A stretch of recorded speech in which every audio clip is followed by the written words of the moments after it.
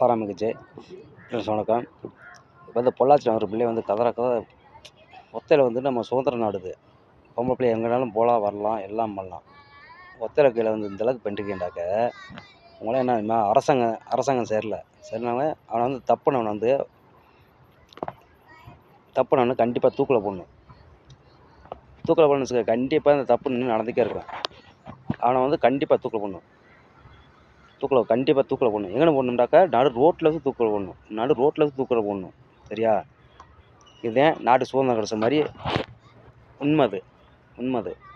என்ன இது ஸ்டாலின் பேச மாட்டேன், எடப்பாடி பேச மாட்டேன், விஜய் பேச மாட்டேன், எவனும் பேச மாட்டேன், சீமானும் பேச மாட்டேன், எவனும் பேச மாட்டேன். நல்லா புரிஞ்சுக்குங்க. என்ன வந்து நம்மளை பாதுகாக்கிறது நம்ம தான் பார்த்துக்கணும். சரியா? இதை முயற்சி பண்ணி என்னென்ன பண்ணுமோ அதை பண்ணிட்டு வந்து மக்கள் ஒற்றுமை இருங்க. கட்சி வச்சு அலைஞ்சலாக்க கண்டிப்பாக இந்த பஞ்சாயத்து கடைசி வரைக்கும் வந்துக்கே இருக்கும். நல்லா புரிஞ்சுக்குங்க. கரூரில் 41 பேர் செத்தேன், இன்ன வரைக்கும் பதில் வரல. திருப்பணத்தில் அஜித்குமார் செத்தேன், ஒரு பதில் வரல. அடுத்து என் பேர் என்ன ஒரு சாதி காலத்தில் ஒருத்தரை கொண்டாங்க, அதுவும் இல்லை. இன்னொரு பிரச்சனை என்ன தெரியுமா? இன்னொரு பிரச்சனை, ஒரு பிள்ளை வந்து வரதட்சணையில் வந்து தற்கொலை பண்ணிக்கிச்சு. அந்த பஞ்சாயத்து வரல. இந்த பஞ்சாயத்து கண்டிப்பாக வந்துக்கே இருக்கும். வரும்பொழுது வந்து கட்சியை வந்து நிப்பாட்டிவிட்டு மக்கள் வந்து கரெக்டாக எப்படி இருக்க தெரியுமா? நம்மளே ராஜா, நம்மளே மதிந்து வாழுங்க. அப்படி வாழ்ந்தீங்களாக்க கண்டிப்பாக நம்ம நியாயம் கிடைக்கும். இல்லைன்னா நாளைக்கு உங்களுக்கு ஒரு பிரச்சனை வரும், எனக்கு ஒரு பிரச்சனை வரும். நீ விஜய் நிலையிற, நான் ரஜினி நிலையிறேன், விஜய் நிலையிறேன். அலைஞ்சும் பொழுது என்ன நம்ம அந்த பஞ்சாயத்துக்கு முடிக்க முடியாது. நமக்காக வாழுங்க. வாழ்ந்துட்டு அப்புறம் அடுத்து வாழுங்க. சரியா? நமக்காக நம்ம சேஃப்டியை பாருங்க. பார்த்துட்டு அப்புறம் அடுத்த விஜய், ரஜினி, இவன்ட்டு அப்புறம் மற்றதுக்கு நீங்கள் போங்க. சரியா? இந்த பஞ்சாயத்து இருக்கனாக்கா கட்சியை பைத்தியம் பிடிச்சி கட்சின்னு அலையாமல் மனுஷனாக வாழுங்கடா. மனுஷனை வாழ பாருங்கடா.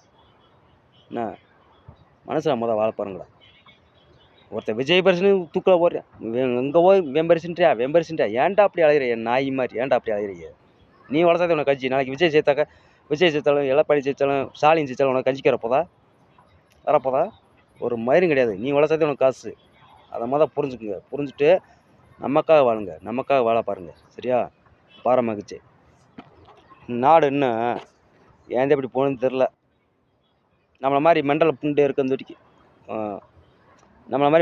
தொட்டிக்கு இப்படி தான் போகும்.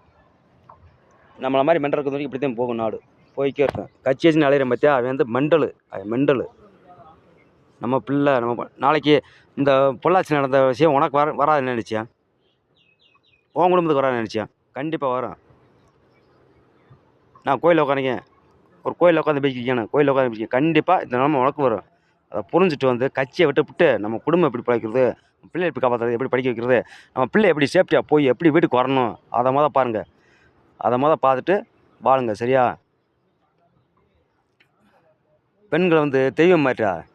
ஒரு பெண்களை இருக்கிறனாக்க அவனுக்கு அக்கா தங்கச்சி அவனுக்கு அம்மா இருக்குது, அவங்க ஆத்தா இருக்குது, தேவடியா என்ன பண்ணுறா இருக்குது.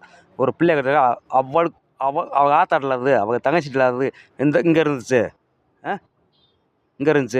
அந்த அளவுக்கு செஞ்சுருக்காங்க, நிர்வாகம் போட்டு போயிருக்காங்க. நீங்களாம் சரிம்மா ஒற்றுமைட்டு பேசுங்க.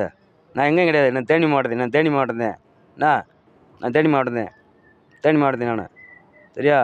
கத்தாக இருக்கணும். தேனி மாவட்டம் உண்டு. நான் மருத மாவட்டம் இருக்கிறேன், இப்போ தேனி மாவட்டம் நான். சரியா?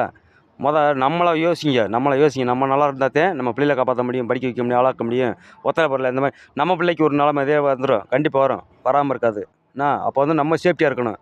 நம்ம கரெக்டாக அந்த மக்கள் இந்த பஞ்சாயத்து வராது. கட்சி வச்சு கண்டிப்பாக அந்த பஞ்சாயத்து அதுக்கு இருக்கும். விஜய் கட்சிக்கு அலையிறனுச்சுக்க அவன் போய்ட்டு அங்கே போய் படுத்துக்குவேன், ஸ்டாலின் அங்கே போய் படுத்துக்குவேன், எடப்பாடி அங்கே போய் படுத்துக்குவேன். நம்ம பிள்ளைங்க நம்ம தெளிவாக அலையணும். அதை பார்த்துட்டு கரெக்டாக இருக்க பாருங்கள். சரியா? பாரமகிழ்ச்சி.